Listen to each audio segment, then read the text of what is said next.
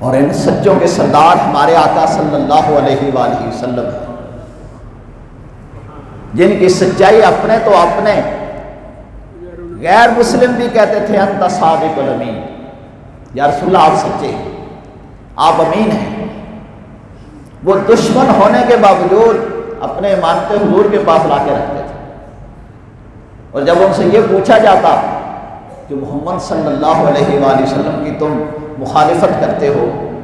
بتاؤ کبھی کسی کے ساتھ جھوٹ بولا، تو وہ یہ کہنے پہ مجبور ہو جاتے تھے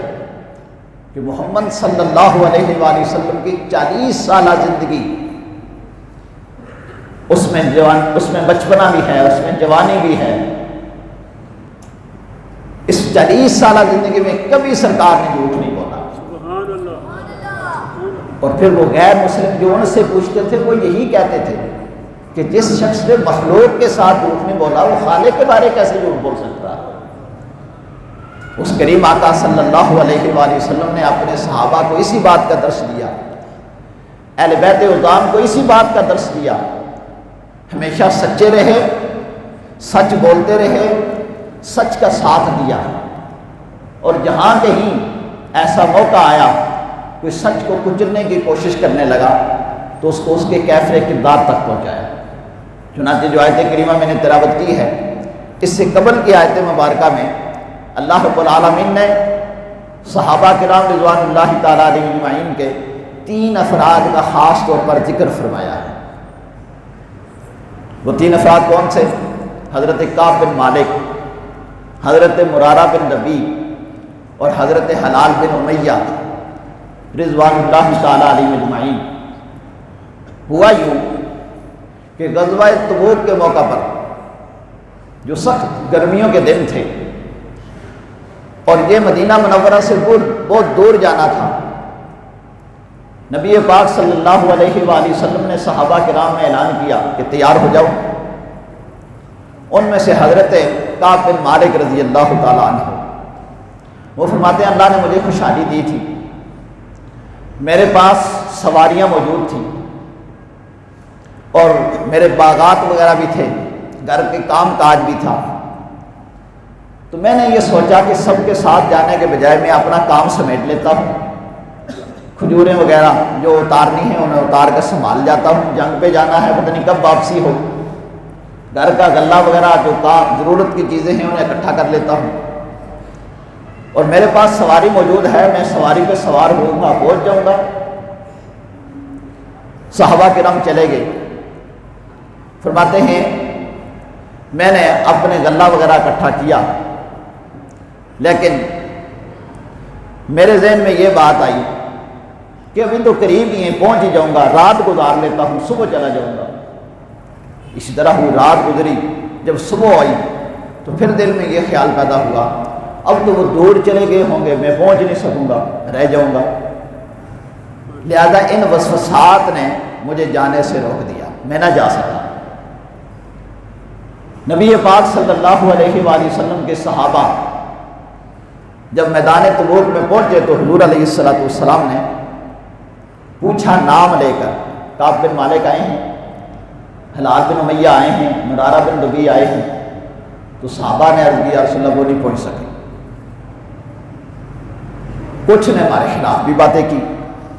لیکن نبی پاک صلی اللہ علیہ وآلہ وسلم خاموش رہے، حضور نے کسی بات کا جواب نہ دیا۔ اور جب نبی پاک صلی اللہ علیہ وآلہ وسلم واپس تشریف لائے، حضرت کعب بن مالک فرماتے ہیں مجھے اپنے اس پیچھے رہ جانے پہ ندامت تھی کہ میں حضور کے ساتھ میدان جنگ میں شریک کیوں نہ ہو سکا۔ میں نے اپنی اس ندامت کو چھپانے کے لیے کوئی بہانہ نہیں کیا، میں چاہتا تو منافقین کی طرح کچھ جھوٹ گڑھ لیتا، لیکن میں نے ایسا کچھ نہ کیا۔ میں نے اپنے دل میں یہ بات ٹھان لی کہ میں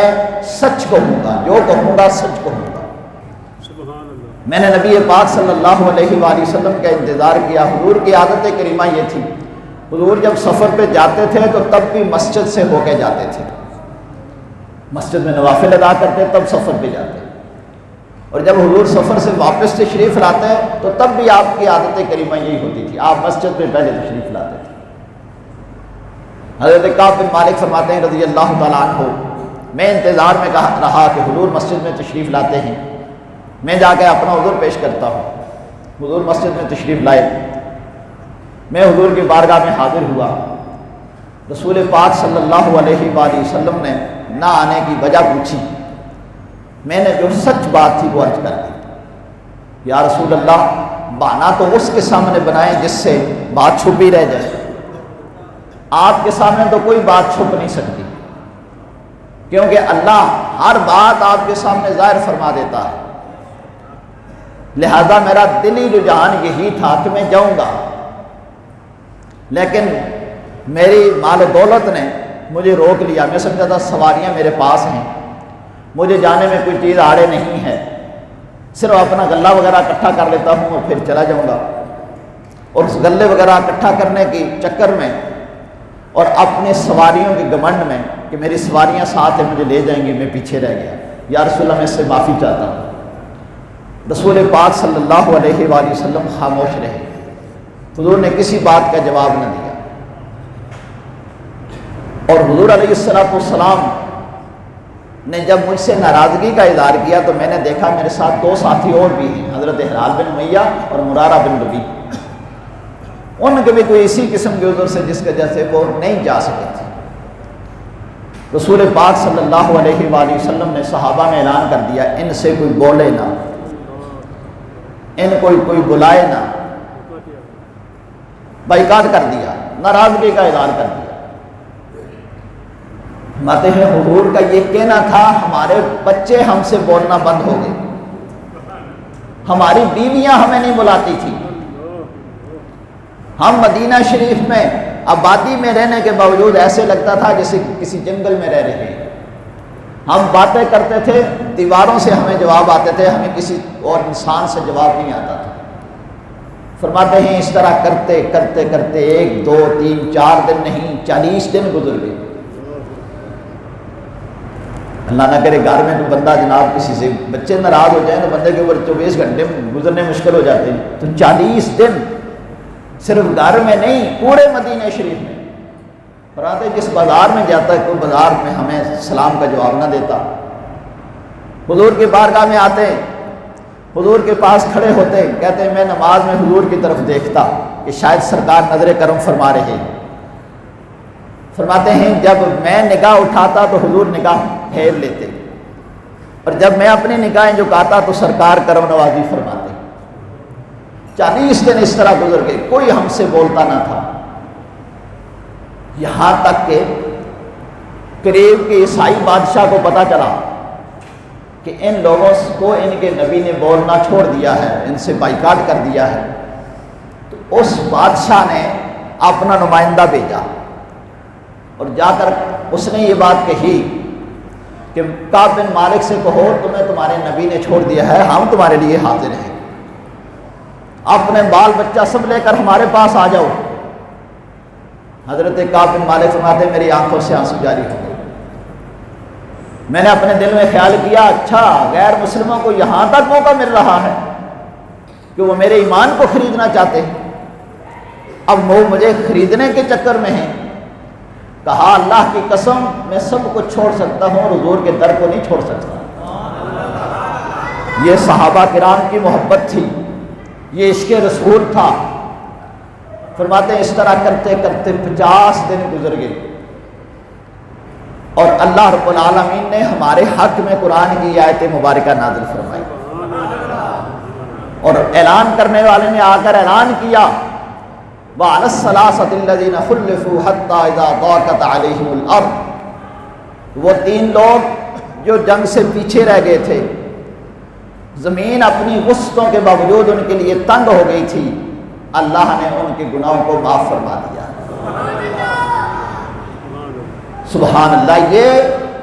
1.25 لاکھ صحابہ کرام رضوان اللہ تعالیٰ علیہ مجمعین میں سے صرف 3 کی میں نے بات قرآن سے بیان کی۔ سورہ توبہ آیت نمبر 18 کہ وہ ایمان کے اتنے پکے تھے، کوئی لالچ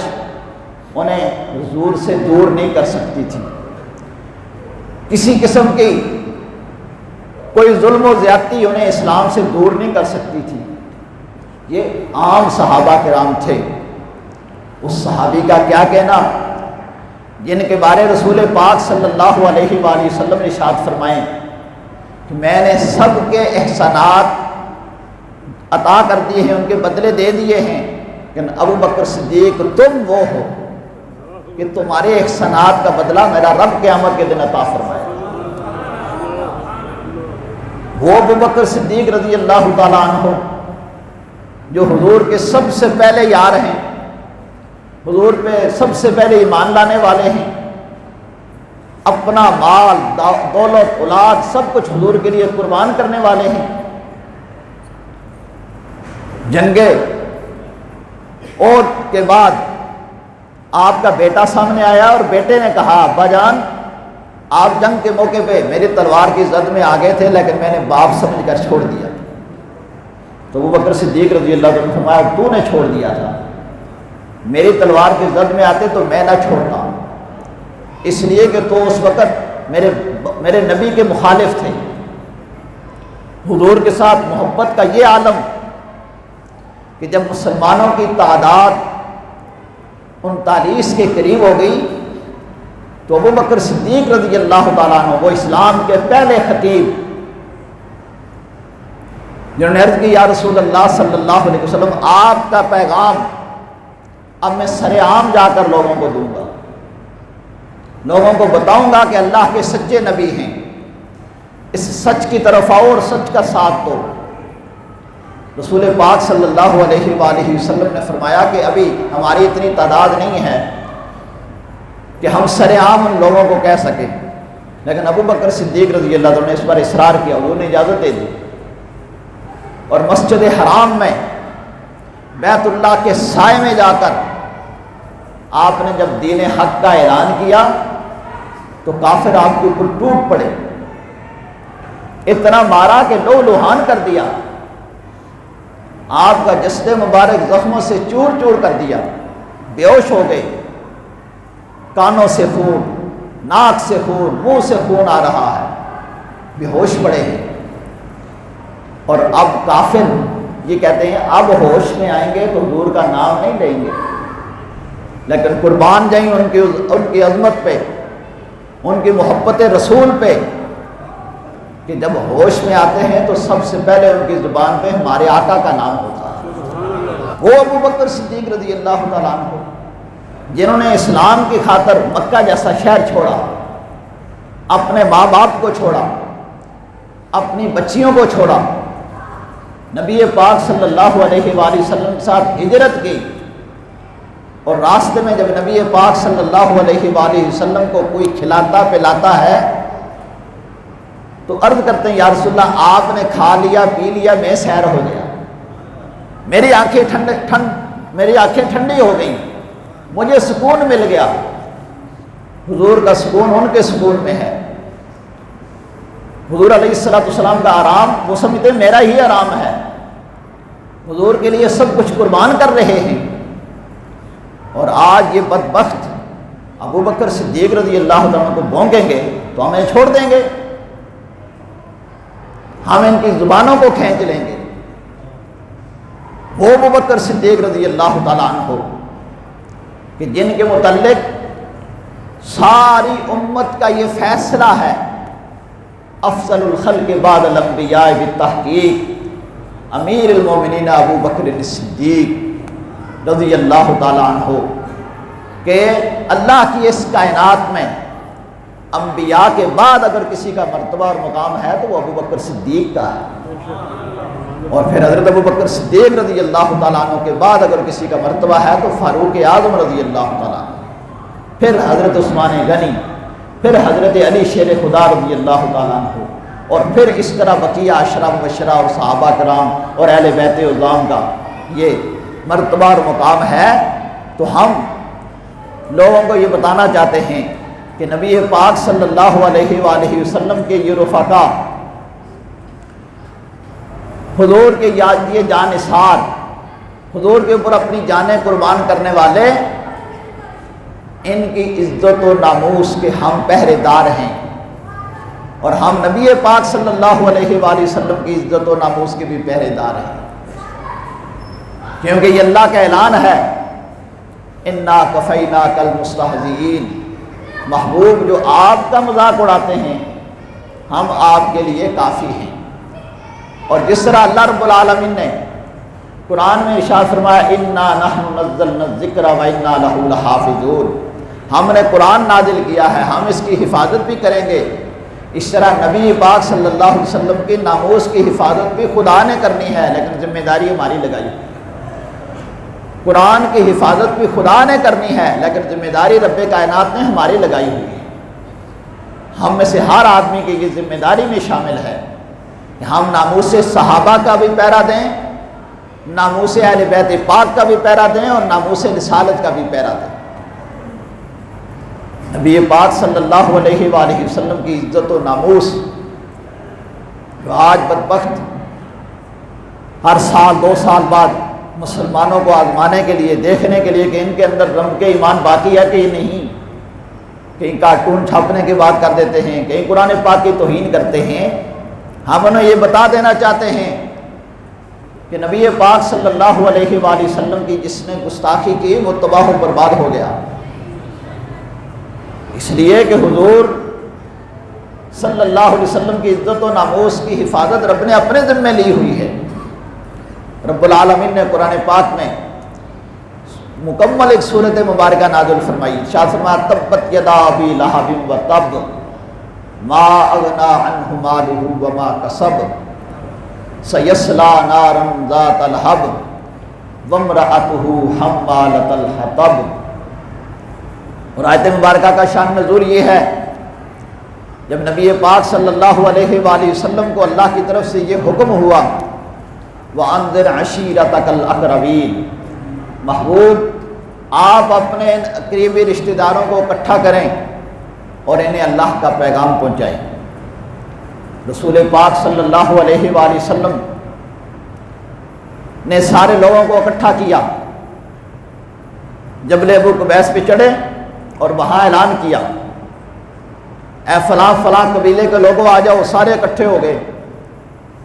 رسول پاک صلی اللہ علیہ وآلہ وسلم نے ارشاد فرمایا اگر میں تمہیں یہ کہوں کہ اس پہاڑ کے پیچھے سے دشمن تم پہ حملہ کرنے والا ہے، بتاؤ تمہارا کیا خیال ہوگا؟ سب نے بیک زبان کہا، جو بھی آپ کا کلمہ نہیں پڑھتے تھے سب نے یہ بات کہی انت صادق نبی، آپ سچے ہیں، آپ جو کہیں گے دشمن آنے والا ہم سمجھیں گے واقعی آ چکا ہے۔